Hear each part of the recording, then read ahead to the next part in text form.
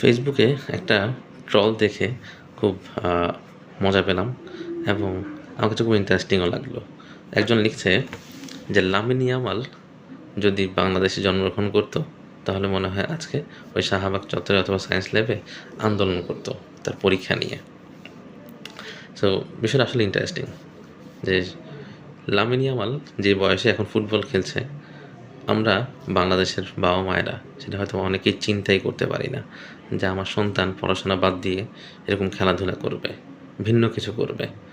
তো আমরা বিশেষ করে আমি আমাদের প্রাইভেট প্র্যাকটিসে যেটা দেখতে পাই সেটা হচ্ছে যারা 80s বা তারও আগের বাবা মায়েরা আছেন, তারা কেমন যেন ওই গণ্ডি থেকে এখনও বের হতে পারছেন না। তাদের কাছে এখনও মনে হয় যে সন্তান মানে হচ্ছে শুধুমাত্র ডাক্তার হতে হবে, ইঞ্জিনিয়ার হতে হবে, অথবা লয়ার হতে হবে, অথবা আলেম হতে হবে, এর বাইরে আর কিছু চিন্তাই করা যাবে না। কিন্তু এখন কিন্তু আমাদের প্রফেশনাল যেই ক্যারিয়ারগুলো আছে সেগুলো কিন্তু অনেক ডাইভার্স হয়ে গেছে। এখন কিন্তু আমরা শুধুমাত্র এই কয়েকটা প্রফেশনের ভিতরে আমরা আটকে নাই। এখন মানুষ ফ্রিল্যান্সিং করছে, এখন অনেকে কন্টেন্ট ক্রিয়েশন করছেন এবং অনেকে বিভিন্ন অনলাইন প্ল্যাটফর্মে বেশ চমৎকার চমৎকার কাজ করছেন, যেগুলো সম্পর্কে আমরা হয়তো বা খুব ভালো ধারণাও রাখি না।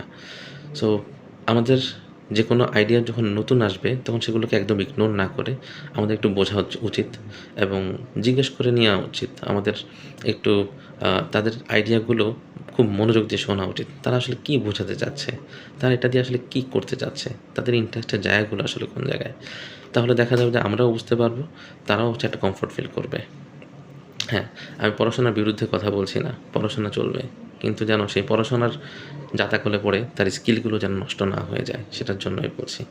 ধন্যবাদ।